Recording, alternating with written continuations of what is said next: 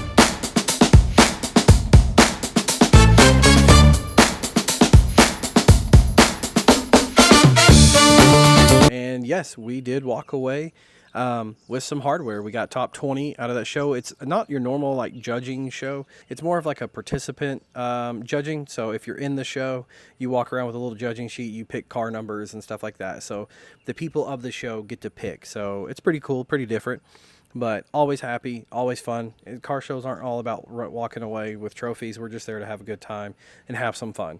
So I know this video is a little different, but if you've been kind of keeping up on our social, like I've been sick, my wife's been sick, but we are on the up and up, on the best side of it now. So this coming weekend, though, I want to tell you that we have a big video coming out because we are going to our friend's shop. Elvis, he has a shop out in Judsonia, and he's doing a big cruise in. A lot of us are cruising up there to go to it. It's going to be so much fun. We're going to do a big video of all of us cruising, interviews of people at the show, and it's going to be a good time. So stay tuned for that.